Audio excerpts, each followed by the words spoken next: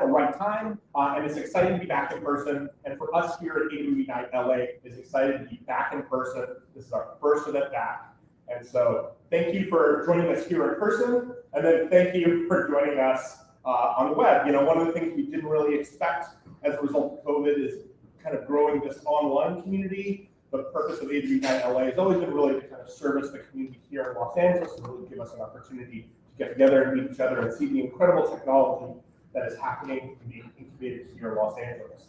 But as a result of COVID, we found friends online. And so now our goal here is to be able to support both have our events locally, but also because of AWE Live, be able to stream those events over the web so that people can join us from as well.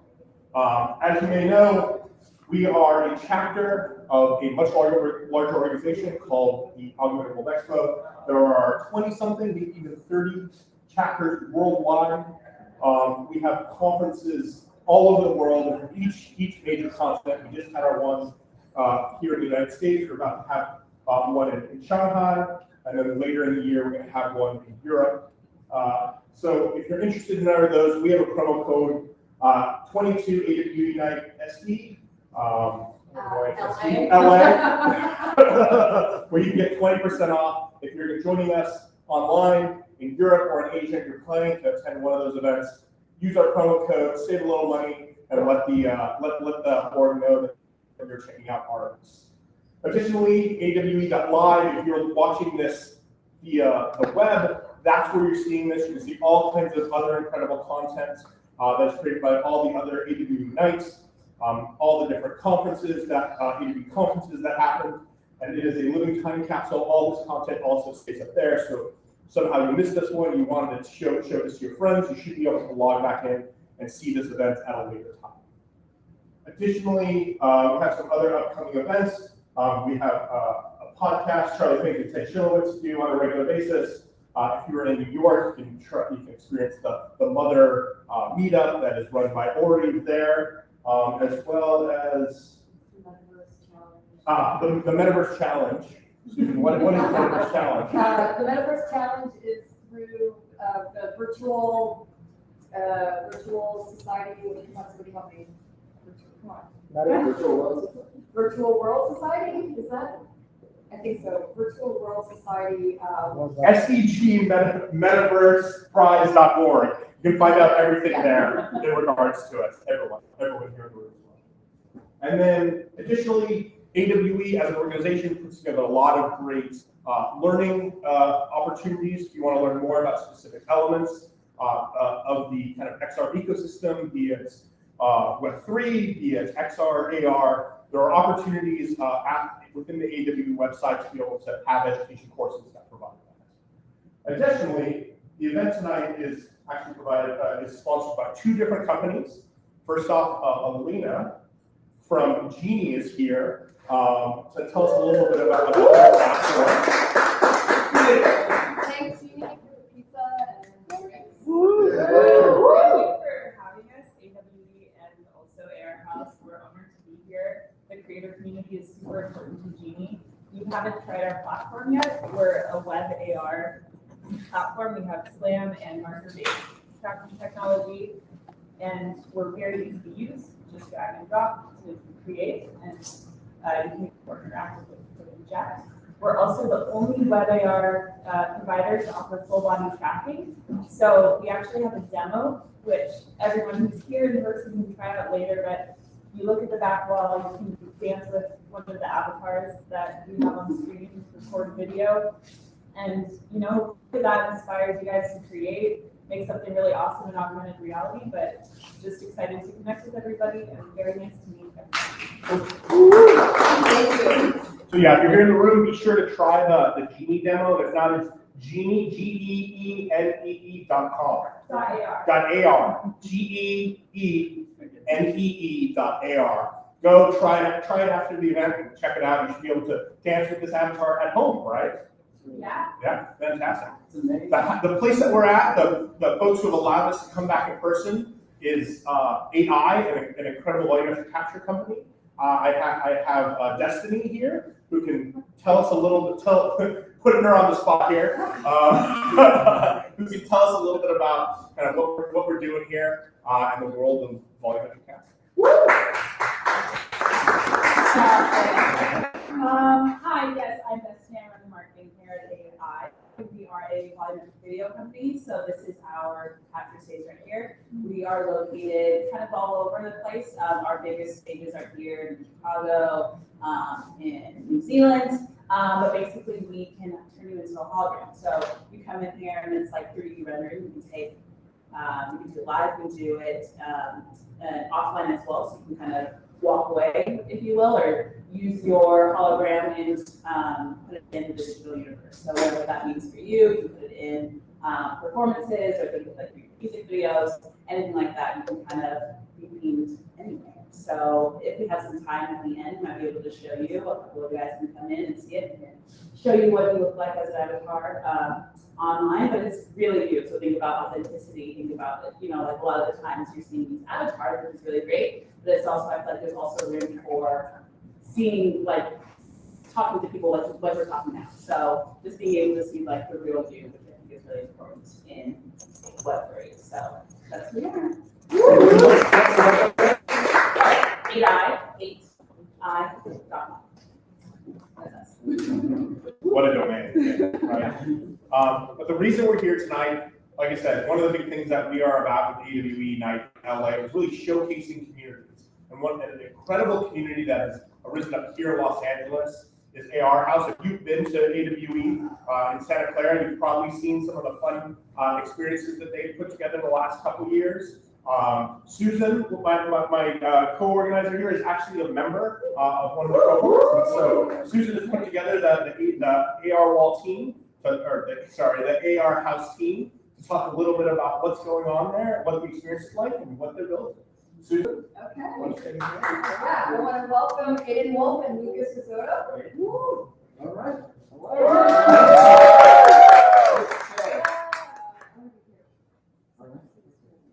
Okay. All right. Hey, everybody. Oh, yeah. Thank you all for joining us. I'm really excited to have Aidan and Lucas here talk about the AR House. I had a really incredible experience when I was there, and I think what they've created is something very special. And so I wanted them to talk about what's unique, you know, about AR House and what have they done that's unique that makes it so special. So, do you want to introduce yourselves quickly? Hi, I'm Susan Olson. I'm an independent creator. I'm working on a persistent city-scale AR experience down in Pershing Square Park around water conservation. Yeah. It's really cool, by the way. Yeah, it's beautiful. Yeah, amazing animator. So I'm Aidan Wolf. I run the AR House with Lucas here, and outside of that, I'm like an AR creator. I have a studio called Smiley Cat. We're building games, AR games that get people out in the real world, playing with each other, and it's basically like this Zelda-like RPG game. So it's backed by Snapchat, and that's what I do outside of wrangling other AR creators. Yeah, I also run the AR House with Aidan. I worked with a number of VR experiences, or video VR experiences that were like the biggest film festivals in the world, with some stuff with SpaceX, connecting astronauts, people back on Earth. So at my heart, we are AR creator, but run the community with Aidan as well. So tell us, not just me, a little bit about how the two of you met and how this idea about AR House. You know, right? Actually, I know. No, because AWE was it. It was AWE. Okay. Awesome. Yeah. So I was like, wow, are you like saying something like this? No, but Yeah. AWE when? 2018. So Okay. you want to do it? Yeah, so Lucas was already a big shot VR developer at this point. So he had a nice booth set up, known as the Blanket Fort. It was a very beautiful installation for where thoughts go. Well, I couldn't afford a ticket to AWE, and I was like working on getting the money together. And while I was doing that, I checked Twitter, and for whatever reason, it showed me like this 2-week-old tweet from Lucas that was like, "I need volunteers for my booth," and I was like, instantly to DM. I hadn't met Lucas yet, but I had followed him. Thought he was cool, so I was like, "Okay, I'll help with this booth and get to know him." That worked out. So long story short, I got a free ticket. I spent the last of my balloons on a plane ticket and a motel room, and I met Lucas, and we hit it off. And I think we just liked each other's work because Yeah. I saw genuine passion and excitement for Aidan's work, and love and brilliance. And I think, I asked him to move in like the next day or something. And very honored with AR House. Move in, not the air. With me, no. Yeah. No, but this To a habit better of me inviting, this habit of me inviting random people to live with me has stayed and carried on. Yeah. Exactly. It's very similar to AR House right now. We invite other creators to come live with us. Some of them need that, and we're able to support them with this. Yeah, and then we lived together for a long time. Too long. We traveled the world. We traveled the world together for a bit. We kept separating and then coming back, and separating and coming back, and then AR House happened. So how did AR House happen? Like, it's a beautiful space in the Hollywood Hills that overlooks the city, like on top of the mountain, and it's beautifully landscaped. There's a pool, and it really is like being in heaven. So how did you guys find the house, and how did you manage to wrangle the house? Yes. So we should probably talk about what the house is at first. But so it's a community with the best metaverse creators in the world. We run a residency program. Yeah, a lot of them over here. And we run a residency program where every month we invite 10 amazing people to live with us and build cool shit next to each other. We have a bunch of events and workshops and educational things. And at the end of each month, we end with a big event called the Members Fair, in which everybody gets to showcase their work and innovations to the world. This Saturday, one is happening, so if you're in LA, you should come. Yeah, and people go through this amazing program. They learn a lot of stuff. They build amazing things. They make connections that can, true friendships, right? Because you need time to actually develop friendships that can last you like decades of your career. And now we're focusing on creating long-term solutions and products and ways to support the community that we're creating long-term, so everybody can make money and survive until the wave, comes in and we all become rich. And that's the idea, but also how. So what were some of the early conversations that created the incubation for the community? Yeah, so it really started with a tweet. Lucas was running this thing called the Reality Caravan for about a year at that point, inviting creators to live in Airbnbs around the world, which was very cool. And I was going through a house called Launch House here in Los Angeles, which is like focused on tech founders. And so I had a Web3 focused company, but I got to then spend a lot of time couch surfing across all the creator houses, watching stuff get like lit on fire and horrible ideas for videos being made and things like that, learning a lot of like what works and what doesn't work. And so the idea of like bringing this to LA and doing it in the hills and kind of doing that came from like all these local experiences. And basically it just makes sense. This is something we dreamed of doing probably for the last 5 years, was to like bring people like us into the same space. That we didn't think it was going to be a Hollywood Hills mansion, maybe until a year ago. So it's something that me and Aidan gravitated towards normally with the Reality Caravan and stuff. We just didn't know there was a business model for this. We were like, oh, there is, and we pretty much immediately started talking about it, and we did a tweet basically asking the VR community, like, can you give us $100,000? Yeah, and they delivered within basically all donations. And we got it in like 3 days and started, and we're like, oh shit, they called our bluff. We got it. What are we doing? Because me and Aidan, you have to understand, job history, I've never been employed. Rental history, I've rented with cash. So we're like, we're going on these huge houses. It was so fun. Like, I know we have no proof of income, no pay stubs, no rental history, but trust me, 100 people are going to live here every year. It's going to go. Yeah. So not a really good position. There was one agent who was Russian, and he's like, I'm Russian. I understand. He's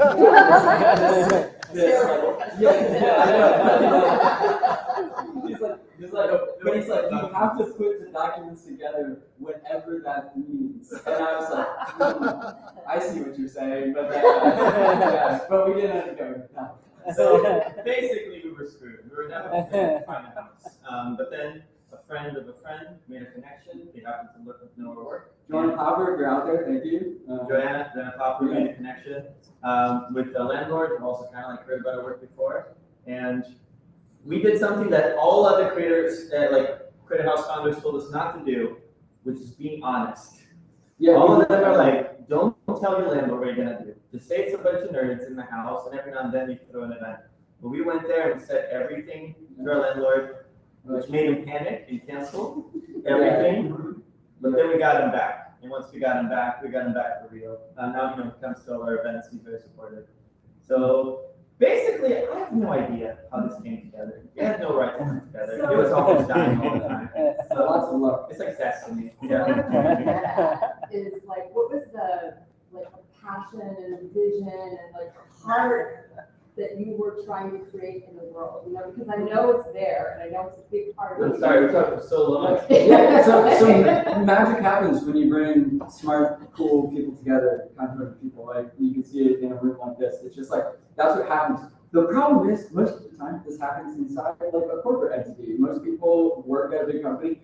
All of their beliefs, ideas, and everything will somehow surmise in terms of like a corporate setup. We just saw magic happening anywhere we hung out with a bunch of other cool creators and founders and anything like that. And where you could just talk. You could talk about anything. You could sit in the hot tub and talk about life, or you could you could talk about life, and then you could talk about like the deepest stuff from the whole universe, and then you could talk about technology and what you're passionate about. It's like that kind of stuff happens in special places, but it's because the people themselves are special, and there's nothing holding them together except their shared passion in something, which for us, our seed for AR House is obviously augmented reality. It's like a lot of people coming in are passionate about metaverse and AR and VR and things.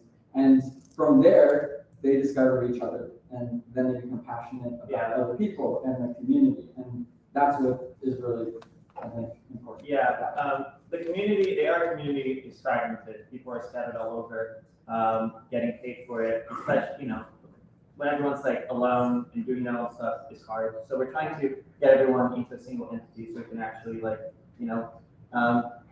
able to do more impact and maybe close bigger deals that can help us grow in the community and just make it easier for people to stay in this industry, especially the people that we really believe in. What are you doing? Hi. The room. Yeah. This is your time, not mine. And yeah, we're just trying to get everyone together, build a community that can live long term and turn our house into a center of like excitement and innovation and constant exchange of ideas.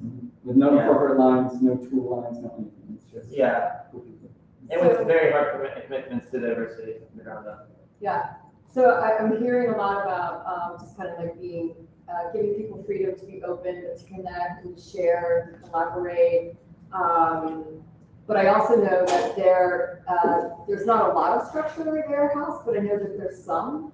And can you talk about some of the things that you do that help to create synergy between the people, because you're bringing in mostly 10 different strangers from around the world, and yet it always seems to work. How do you make that happen? Yeah. We have 18 countries and have 15 people in that story, but it comes down to like what our program is, and we do something that's very light. There's not much programming, but what we do is very intentional, and it's all designed hopefully to bring people together, to get them to open up to each other, and get to know each other as quickly as possible. So we focus a lot on those first couple of days of bringing people together, setting up the environment for that. But mostly people do it on themselves. We've learned of a term called like institutions, and so a lot of things people are used to are institutions. You have a hierarchy, it's top down, they tell you what to think and what to do, your schedules, everything like that. That's gonna be your colleges and your work, your everything. And execution is when everyone brings their own ideas to the table, and we just create an environment where that's available and open, and then every cohort ends up being its own thing, its own structure. This cohort is obsessed with workshops. Like, we have done like 3 workshops a week, 4 workshops. But a lot of the workshops are people in the community teaching each other. Monica's doing fundraising, extremely talented at it, and put up the most kick-ass workshop ever. Yeah. Exactly. Yeah, everyone's giving workshops to each other, teaching each other everything like that. All different tools. But that's not every cohort. Some are more deep focused on what they're doing. They're more into like just sharing what they're working on every once in a while. It's like we just try to like base it off of, vibe is such an overused word, but it's the vibe of the cohort. And also every time someone asks something, we support. So it's like, hey, I want to run a workshop. Then we help them set it up. We do that. It's like we never let anything linger. If someone has an idea, we incorporate it because it's an execution. And that can go a long way in any organization. I think it's probably the future of like community and community-oriented things, which maybe is the future of business in itself. If we could talk to us around this community game. The students are teachers and the teachers are students. Exactly. It's an old-fashioned university stuff, or college stuff. That's really why I wanted to do this event, is to like put that out there in the world to let people know that there's other ways of organizing things. Now, obviously, you're not like behind a company all trying to do one thing, but some really amazing work comes out of the house. And I think we have a few people here that are going to come up and talk about their experience. I don't know which are those people, and we have some chairs back here. I guess we can just kind of grab one. Yeah, so Monica, you want to start this? Sure. Yeah, we're going to call people with different levels of experience. Yeah, and there's one thing, I know you're not completely finished, you are towards the end, but you stay, because if you finish on Saturday or Sunday. So one of the questions on the application is what I found really, really interesting, something to the effect of many people have a transformation while they're here. What transformation do you think you want to have? And really kind of think about that ahead of time. And I think that's really interesting. So with the people that come up, I'm going to ask you to give a little bit of voice to what that is for you. Yeah, I think I really wanted to get immersed in the VR world, XR world, because everything I was able to encounter was always online. And then here and there, I was able to do like 1 or 2 AR or VR creators. And then, so living with 10 of them, and then having the community dinners, having 40 people in the industry come every week, having the best people pass by, hearing about all these new programs and how everybody's using a different tool set or toolkit or program, and everybody has a different superpower. I feel like I just like learned like what I would have learned in like 5 or 10 years in the span of a month. So like it was just so incredible. And even like colleges, universities. Yeah, so it was like it just like this communal learning where like what would have taken me 3 months to learn took me 2 or 3 days because we have so many people who have 15 years of experience. Yeah, so it was amazing. Yeah, drinking from the higher fire hose to your expression. Yeah, and I think you bring up the community events, and I think what was really great for me when I was there is that it was this perfect balance of like just a place to just relax and chill and like really quiet, but also intensely focused on work at the same time. And when they have events, it's not, like a party house, and people have a good time, but, everybody gets up at the same time the next morning, and people for the most part are not over because everyone's really focused on the work. And I think that's really, really important. Yeah. Our events at 10 p.m. We only serve seltzers. That's like the hardest it gets. Very important. Drunk people ruin everything. Yeah, we've tested it. With White Claws versus liquor available, and the outcome of events is obvious. Yeah, literally every major community that has collapsed, at the center of it is like drugs and alcohol. Hard seltzer, because I was thinking of seltzer. Yeah. Oh, Hard seltzer. Yeah. White Claws. Oh, White Claws. I mean, no laws with claws. And another thing on that is one thing we do that I think is different than other residencies or other houses is every group starts at the same time. So everyone comes in and gets to know each other. But the most important thing is people know that they generally have a month. So like that's like 30 days basically where every moment matters. And so I don't think people are wasting their time generally. They're spending it the way they want, but also with that consideration. So I think that's how we avoid some of the more antics because it's like the time is precious. Yeah. So what are you working on? Oh, so I'm Monica with Bazaar Labs, and we're building a 3D fashion editor for the developers to make creating 3D clothes easier. So we shortened the time from like 7 to 10 days to about 30 minutes to an hour for a copy. Yeah. And they just College launched. kids, They right? just launched. Their trailer and demo and everything. Bizarre Labs, right, on Twitter? Bizarre Labs on XYZ. Yeah, check it out.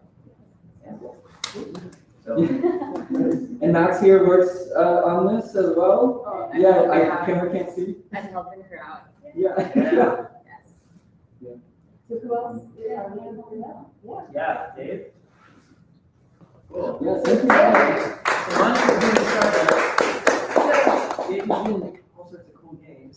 Dave's doing all sorts of cool games. He's in this current cohort, but he was also in the cohort I was in spring, and we collaborated on a AR tool that actually calculates the sun angle based on where you are and at the time of day and whatnot, and it's like a real-time sun calculator that he and I collaborated on. But he's working on all kinds of cool stuff. So Yeah, Dave, are you ready to explain the team's game?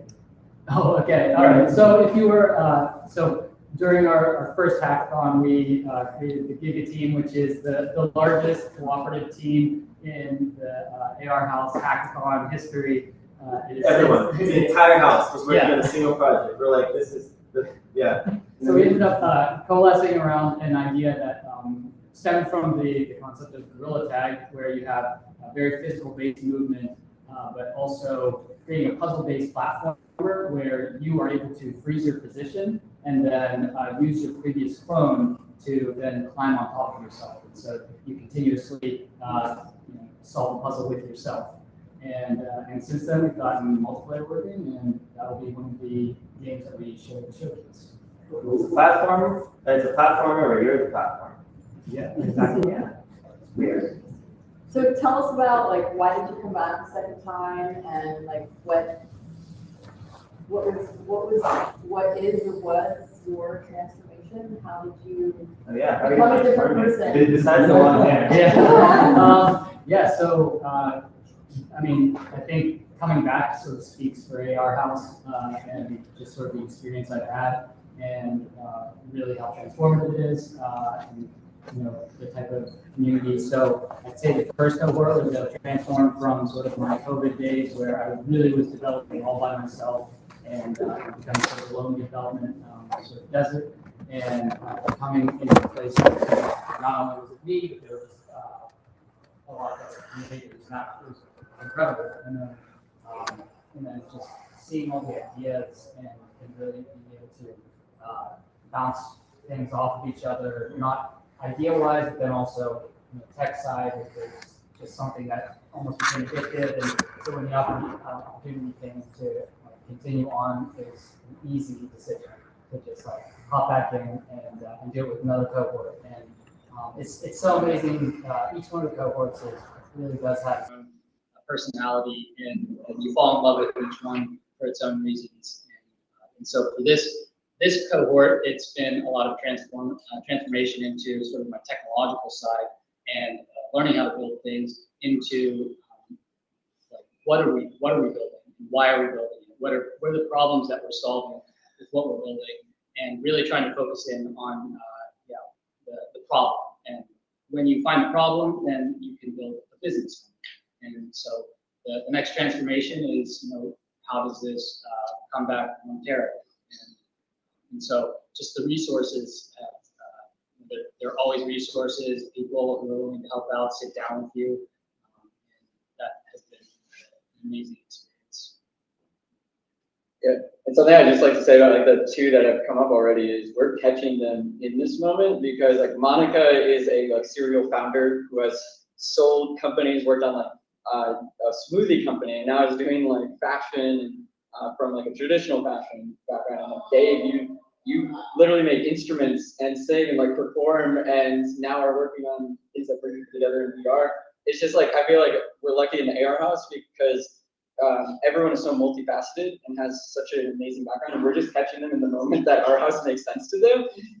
But those are people that can't wait to see like grow into whatever it becomes, and hopefully we can support them in that. So yeah, I feel like we're lucky that we're just catching up this time. Yeah, and let's be real, you joined the house with very little information. Oh yeah. They were just like diving into like, it could be a cult, it could be all kinds of things. They were like, let's go. Yeah. And it worked out. But yeah, I think this also speaks to the spirit of a lot of people where people are just like willing to throw themselves at things. Nothing to lose. Yeah. That's it. I'm just kidding. So it's a. No, that's Scientology. I know. There's a joke. No people. Sorry. We can talk about it. Yeah, we are in a lot. Yeah, the power of belief in themselves to try something. So when that. Were you gonna bring anybody else up? Oh, yeah. I think Grace is going to come up. Grace, Grace. come on up. Thanks Yeah. for Thank you, Dave. So I also want to mention that all three of these people are in the current cohort and their showcases on Saturdays. So kudos to you for finding the time to come out and share your experience when you're up against a deadline. Yeah, I was literally in the middle of doing some storyboarding. With Dolly. Yes, with Dolly. Yeah. Storyboarding with Dolly. Yeah. Tell me. This is also your second time. Good practice for Saturday. Your first time was in March with Yeah. the Niantic cohort. One of the things they do is they tend to, for each cohort, have a theme. And this particular time, it's Web3. Metaverse Web3. Yeah. Social apps. Web3. Yeah. So yeah, I joined the first cohort in March. I just like found it online, and then I was just like, wait, this is because I actually found out about it on this fashion cohort, and I was like, oh, I have so many like AR fashion ideas. I have so many AR ideas that I haven't been able to do yet, and this would just be such an awesome opportunity to just like kind of like dive in and like start creating all the ideas that have just been sitting on the back burner. And so, yes, I kind of just like applied and then signed up for the Lightship cohort without having any or like much Unity experience. But with the Niantic Lightship cohort, there were some workshops, and I was able to use their SDK and make some cool things. And then I came back for the Web3 Metaverse cohort because I actually launched an NFT collection, and that's it's called Crash Punks. It's over on the Bitcoin blockchain. So it's not on OpenSea. There's been like some like scammers who are posting it on OpenSea, but that's not legit. So right now what I'm doing is building more of the world around Crash Punks. So Crash Punks start off as just 2D characters, but people in the community just love the fashion that they're wearing. They love the characters, and they want to kind of like see more of a backstory. And so have an opportunity to start creating a film around it. And so I was creating some like AR experiences. So I have this like shirt that is like a Crash Punk shirt, and then you put your phone on it, and then that gives you an AR overlay of a Crash Punk, so you can become your own NFT character. And then I'm also doing this film, which is based on basically these characters going into the metaverse and solving mysteries in the metaverse. So it's kind of exploring a lot of what would happen if Web 2 kind of just like goes into Web 3, and kind of exploring a lot of ethical concerns like data privacy, and AI being used for evil. So I kind of just using this film to kind of like shed light on some topics that are up for discussion.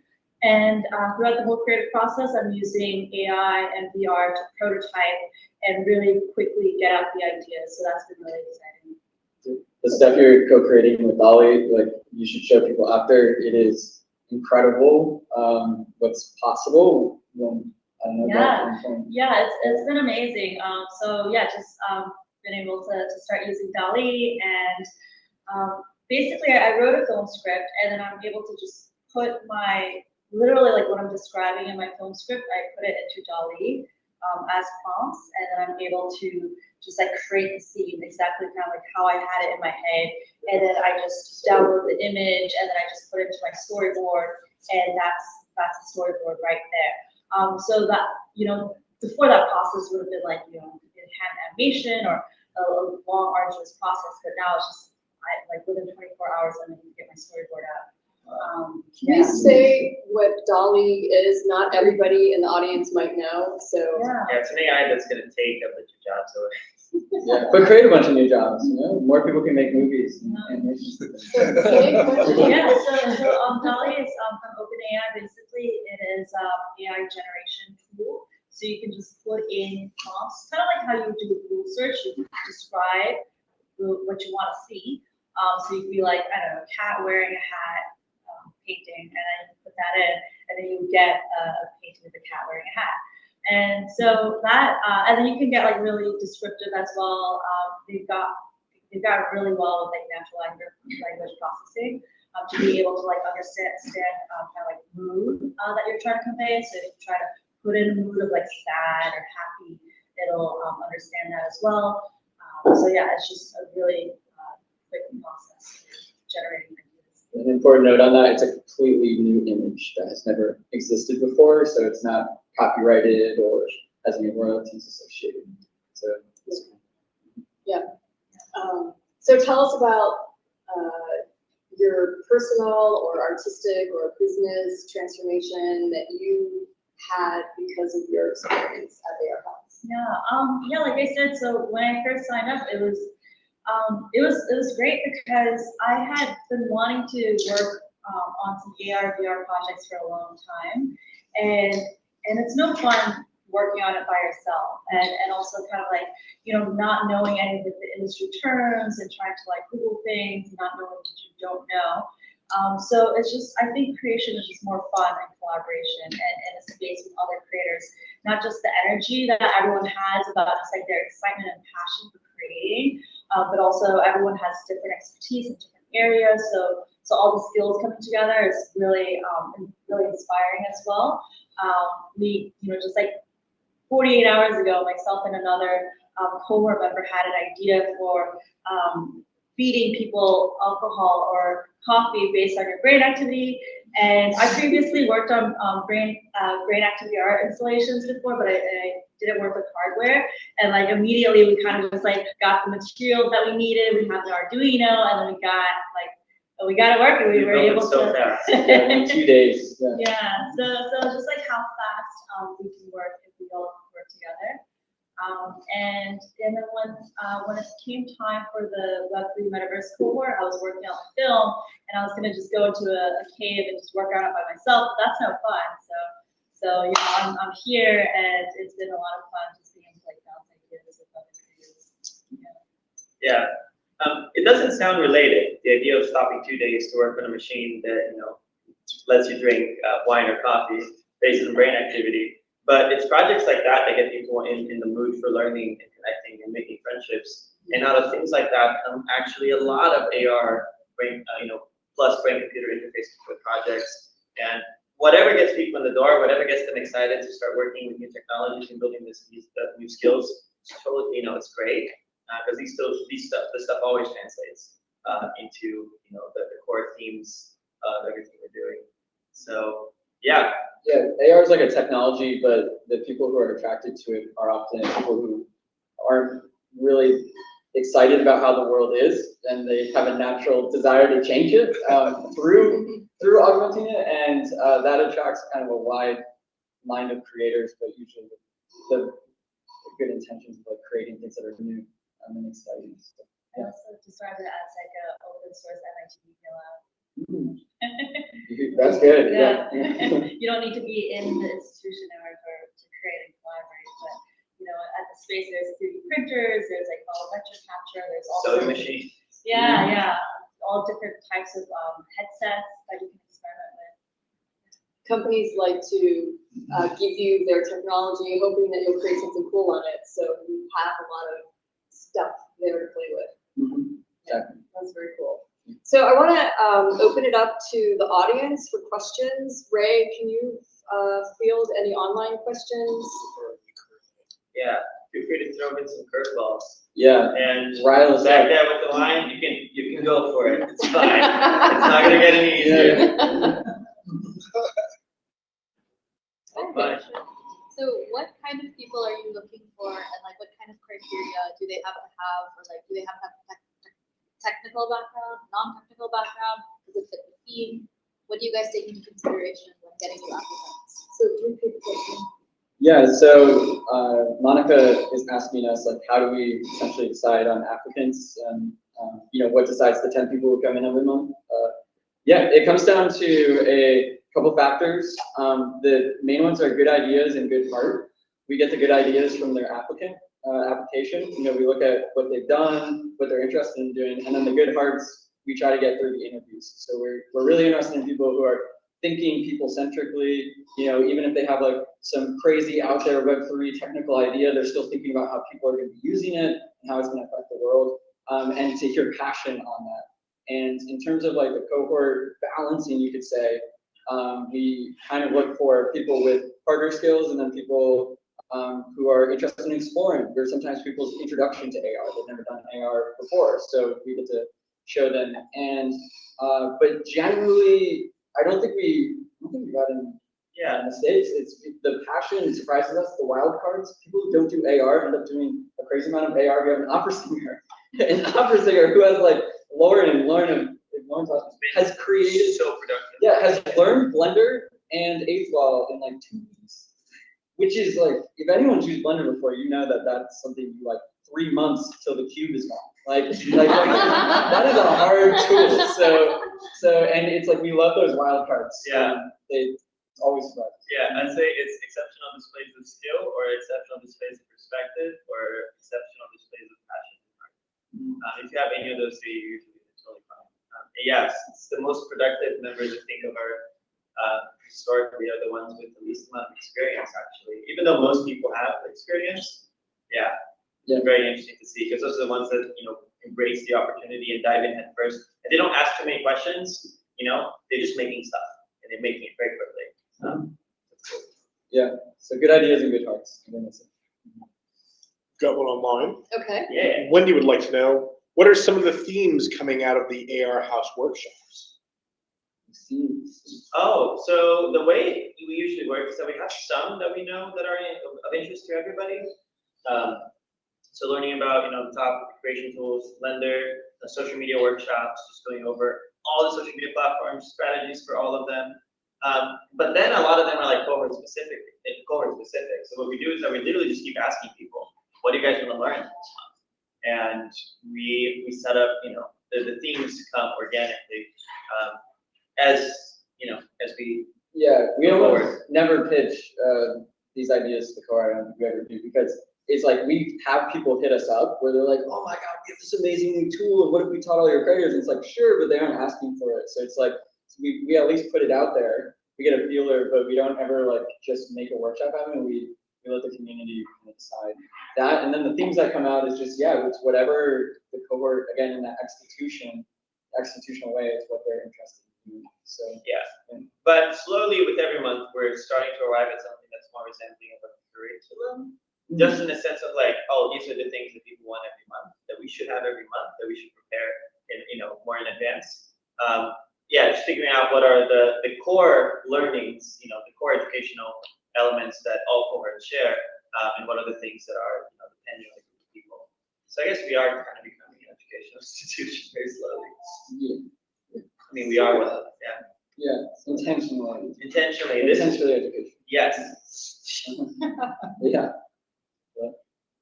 Any more questions? Yes. Okay, so where have the three come from? What areas? And if they came from far away, what were those sensitivities that they brought with them? And how did that, and what was their awakening when they did come here and do these projects? Want to come up? I imagine you mean the three creators who came up.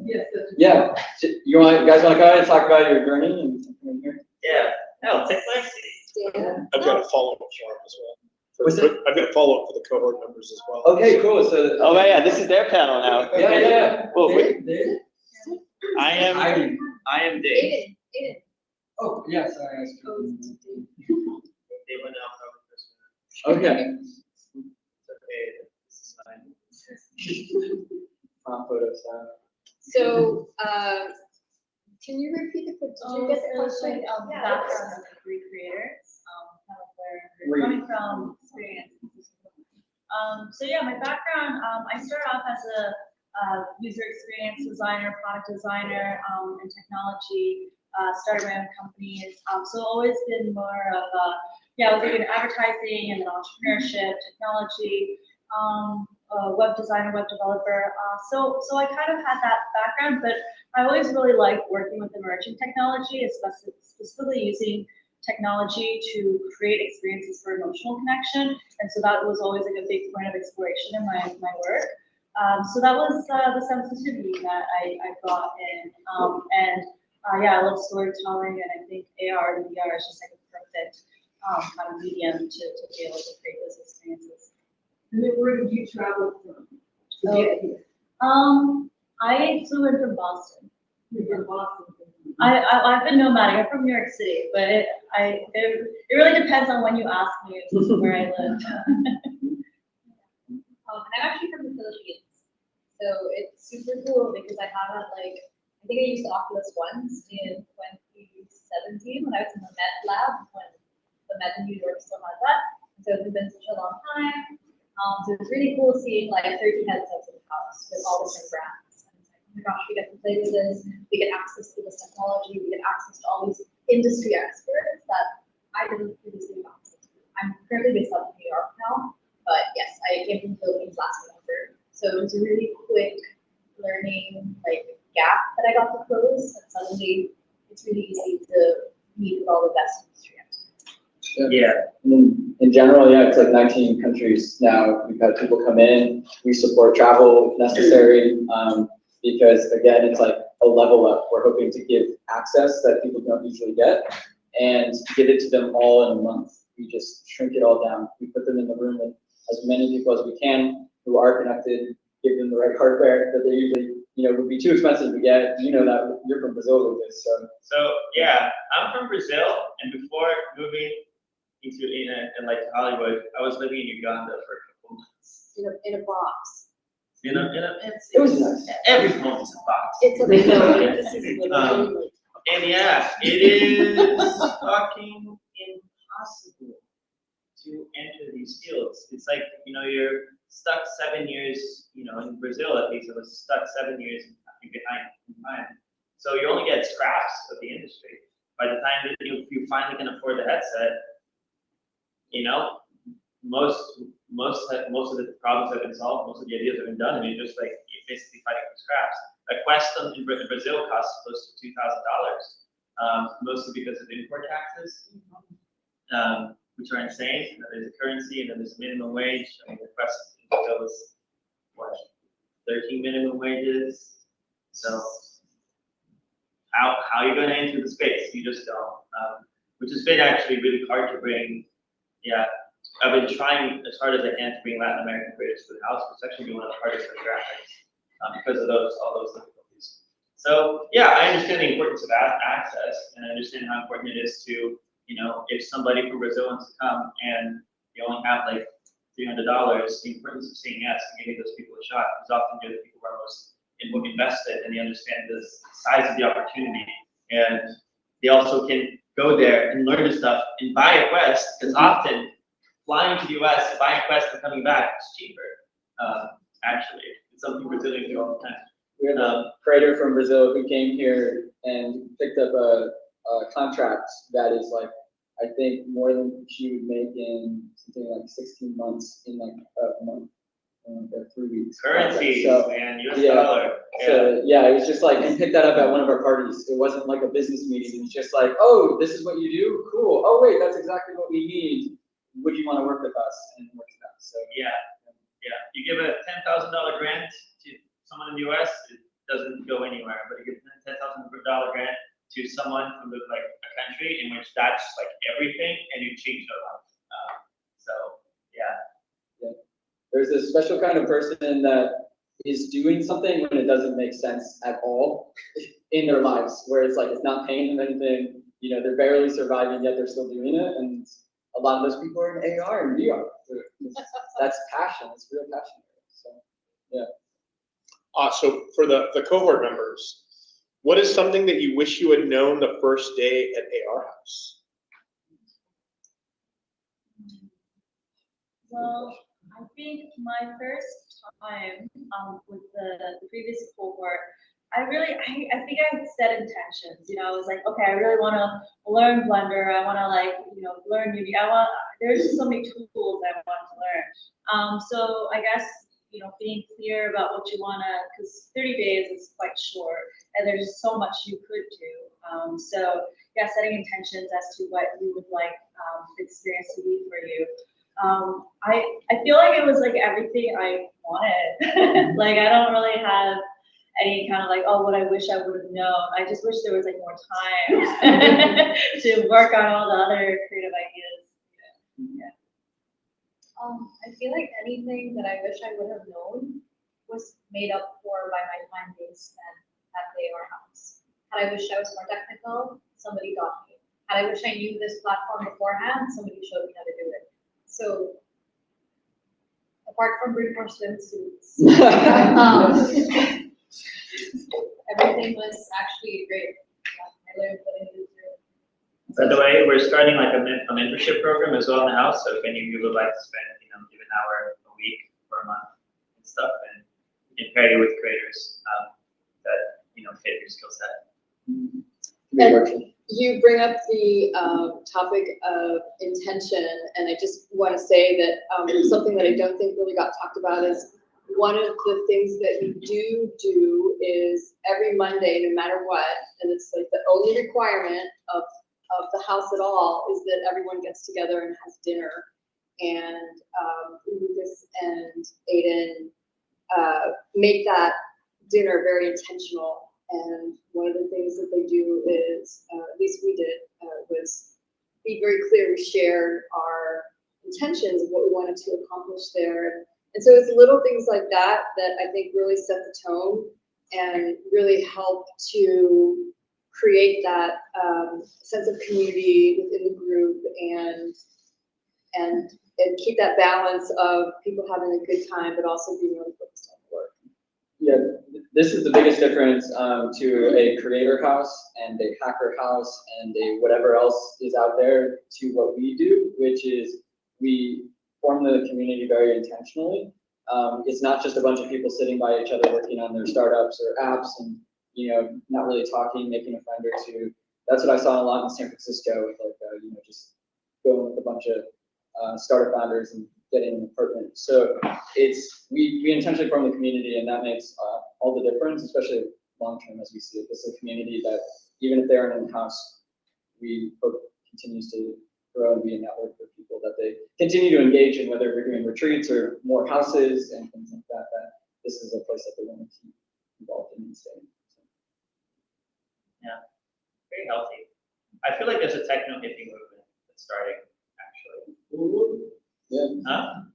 Yeah. Yeah. Hey. I feel like VR and AR is a big part of it. Yeah, and having volumes, fountains, and flower gardens to go meditate in and do your sun, stretching and everything is that kind of brings past. Yeah, yoga out on the deck, like looking over the Hollywood Hills, that was very magical.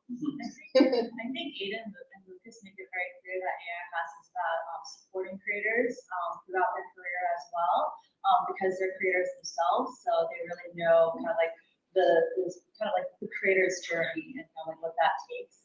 And so overall, it's a very supportive community, and like even with the weekly check-ins, it's very much like, how can we support you like even like years from now? Yeah. Because we want to be able to do that. Like, we don't know if we can yet because we're just getting started. We do this on the seat of our pants, but we believe that we can support creators for years to come. So we're excited. But not just you, but the community that you're building, right? Yeah. Exactly. AR House as an entity. Yeah. Mm-hmm. And the community. Yeah, and on that, that's a good segue because this could be helpful for people. We got a question back as well. Yeah, we are opening up this opportunity board where you can pass opportunities to our creators. Digging is how Lucas and I started and figured out how to like pay our rent while we worked on our crazy projects. So that's just like the first thing we're trying to get squared away for them as we develop out more services. But yeah, so if you have something that you want to pass to one of our creators, obviously come through this opportunity board that's open in emails. Yeah. Hey guys, my name is Carson. Thanks, Susan, for inviting me. I briefly met you Lucas at AWE at Silicon Valley. just a little over a month ago. I want to commend you guys. This is just amazing what you're doing. Personally started Creator Homes and Spaces going back to, I believe, dating myself, 2003 in South Market, what we would call like the advent of Web 2, and seeing the absolute necessity to really foster a special community into what some would call, like you're saying, a non-corporate or even a post-corporate space. What emerged out of that for us was the discovery of movements afoot to not like go from like the hierarchical corporate to the sort of reactive, like let's tear that all down into the opposite of hierarchy, which is the hierarchy, and to discover this whole movement was quietly building back then that has now emerged as holacracy, which is peer-to-peer organizational development. It doesn't create some absolutely artificial structure that has hidden extractive like techniques like develop, design, and create, but it's secretly there's this hidden force of gravity sucking it all out.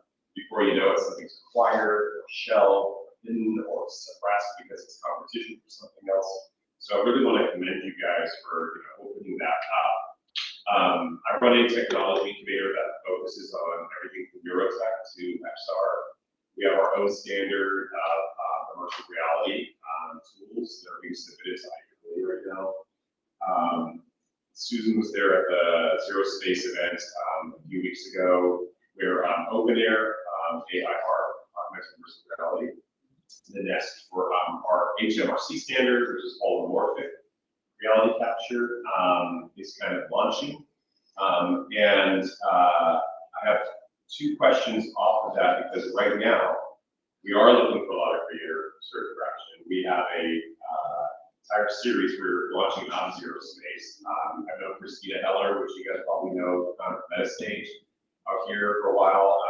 We sort of have feedback, a few forward loops with hardware and software creation, so we're always pushing the edges. I want to know if you guys know about the HSTP guys, Hyperspace Transaction Protocol, so-called spatial web. They're known as verses, VERSES, verses.io, stand names, they've known as. They're based here in Gulf City Phase 2. There's like so much happening in LA. Even people who know really still don't know, just because it's nearly impossible to track. So with your AR House LA, I'm curious, like, to what extent you're interested in that, the interpenetration of all that. It sounds like you guys have already organically discovered peer-to-peer organization development, empowering creators, empowering the creative process, and really doing what like no corporate environment can pay their way, buy their way, force their way into, which is the actual invisible force of human creativity. That's, they can't do it by committee, they can't do it by market research, and all the things that are typically done in a top-down fashion. It's literally the bottom up sort of soil that you're fostering here. I know I've nested a ton of questions in there, but the last thing I'll say is also, are you open to like satellite houses? Because I have one out in the desert that's going to come available like late summer, going into the fall when it cools off, and one down with it. So I'm definitely interested in talking about those things. I'd love to learn more about what everyone's up to, and also talk about whole work reality. Yeah, that's a lot to take in, but and I think we can't repeat it. Sorry, we can have some good conversations after. Of course, we're interested in giving our creators more opportunities to come together physically in the real world, because again, that's where the magic really happens. Sorry, online people, it's true. You should be here. You should be in one. We're finding better ways to involve. Yeah, we'll try. Lucas has an amazing thing. Yeah. Yes, exactly. We can do it. Yeah, do you guys have any thoughts on that? I mean, I personally would love to, of course, we have plans to expand into multiple locations, and to us it's very important that the culture carries over. So it's more about slower expansion, but making sure that the soil, still healthy, not expanding too quickly or raising too money too quickly to the point that we're not servicing the community anymore. All of a sudden, we're servicing shareholders, because then it falls apart very quickly. We're seeing this happen a lot. Yeah, we are like in every way VC backable, but we turn it away just because it's like to grow at that pace is going to mess up what we've been building slowly. Like you can't rush a plant to harvest kind of thing. But if you want to give us money, still talk to us. Yeah, but Case. we may be annoying about like what we require, which is that we don't require anything to the people coming in, which is a little different than other creator processes. Yeah, we focus on their growth as individuals. We just wanted to, they're growing like this and the ants are growing out like that, and we're going to figure out everything with time. As long as our community appreciates us as much as we appreciate them. Building community is about giving people more than you're taking. It's about helping them and not expecting anything back. And that is a lot of work, and that is, turns aren't immediate.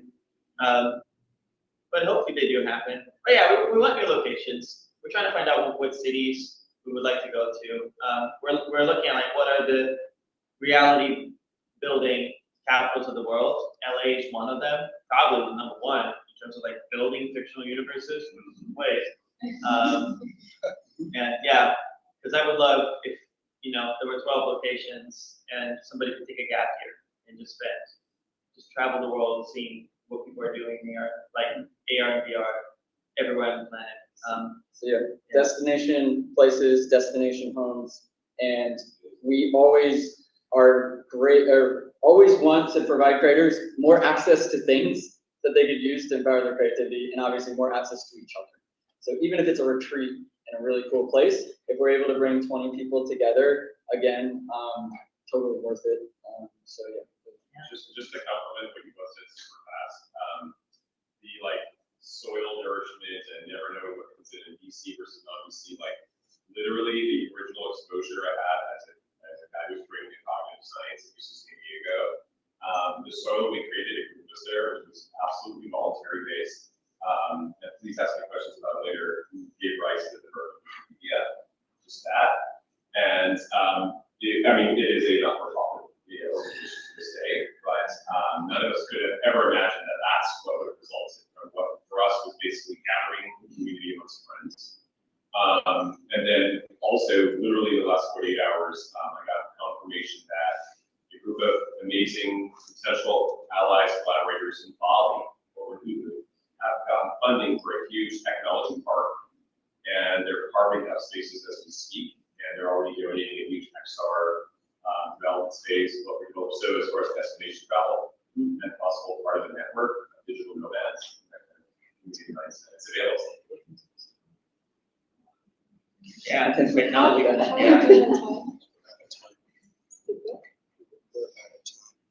Okay. So That sounds. do we have time for one more question? Sure. Zanobi? That was really cool, by the way. Yes.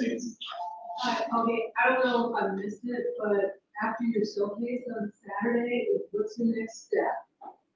And then do you have another place to showcase? Because Susan knows I have an XR observatory that I'd love to showcase what people are doing. And it's coming up in October, so I don't know if you guys are from all over. It's hybrid also on Hub's platform as well as we're trying to do it. So what do you guys need? So wait, is this a physical location or an application? Well, I have to pivot during COVID, so I want to complete VR, web VR, and get it up. And it's called Tea Tech and Tequila Immersive Salon. And so, you'll think people so it is on the HubSpot in Mozilla. But then we're trying to start it out in person. So now I tried to do in person last October, but there was a surge. So we'll see what happens this coming October. I do in conjunction with Pasadena, their Connect Group in October. So I have now this concept platform for showcasing XR. So if we do in person, AR is totally in. I don't know if you can let me know if there's a way to do AR in VR. But We're very open to VR as well. We don't mind it. So if they're going to be around. I'm not sure what the question is. So what their next after their showcase Saturday. Yeah, we have events every week. We're going to start a new cohort next month, and when it comes to showcases, we do give spots for our community just to showcase what they're working on outside the house as well. So if you have something you'd like to showcase at the showcase, we're probably going to formalize this process as well. And have Okay, so now what are you going back to the Philippines or what's your? Oh, next steps for everyone. Yeah, the cohort creators. I'll be based in New York, so I'll be building from there. Yeah, in October. So the question was, what are the next steps? Yes? Yeah, Is that- Grace. For the creators, yeah. I thought it was like, Oh, in the creators. So my film premieres in September, and it's going to be at a film festival. So I kind of just have like a month or so to, work on everything else. And yeah, so I'm either going to be in a hole in my apartment finishing up the film, or maybe I could like stay on for another cohort because it's a storytelling cohort. Yeah, I think you're in the roster. Yeah. that's the way of putting a fire under your ass. Yeah, You gotta no, film months. premiere before you even like have a script. Like, Yeah. and I have to build it all in 2 months. Yeah. Yeah, so yeah, we'll continue with another cohort, gaming and storytelling. That starts on the 5th. And we do have events every week. And just like specifically for what you're working on, the best way to get in touch with us is to come to the house and meet with the creators. We often, like, of course, we want to hear what you're working on, everything like that. But getting those artists interested, we love to foster the environment where those one-on-one conversations can happen, especially over a nice meal, right? So just come the Wednesday after, essentially next week. Yeah. So how do, and we're gonna wrap up after this, how do people find out about your events? Twitter, Instagram, and we have a newsletter. Yeah, but it's Everyone signed up for one of our events. Yeah. It's a newsletter. So this is why I'm like, we have a newsletter, because like the only way to get access to the newsletter is also to have to come to an event, which is actually pretty cool. And so far we've got about 2,000 people, like unique people come through the house, and they're all on our newsletter and hear about it through there. Twitter and Instagram, AR House LA on both of those. Wouldn't it be cool if there was like a directory and like a job board and a portfolio? I would love to help. That's shipping There is for our sponsor. this week. Oh Yeah. my! Yeah, that's shipping this week. It may be up currently, but please don't abuse it. It's free. Yeah, it's not up. It's not up yet. It should be. Okay. We can talk about it. It technically is a thing, and now we're gonna announce it and release it because yeah, that's the next step for our long-term career. Yeah. Awesome. You know, I was thinking of making a suggestion. Oh, I thought it was just setting up like the soft. No, I had no all idea soft you guys walls, were doing yeah. that. That's great. Yeah. That's what I wanted. Exactly. And after that, maybe a marketplace. After that, Yeah. anything, investments. Make it an AR smart house. Yeah. I want IoT. Help me out. Yeah, We should talk. Yeah, I want IoT. He's been like Storytelling core coming up. Imagine Disney World level storytelling. If only you knew Imagineers that came to the house. If you're an Imagineer, raise your hand. Well, you couldn't be. Previous. Oh shit! All right, we got Lowercase. Right. Okay, guys, we're Okay. gonna wrap this up. Thank you for joining us from all around the world. Thank you, AI. Thank you, TDAR. Thank you. Great job.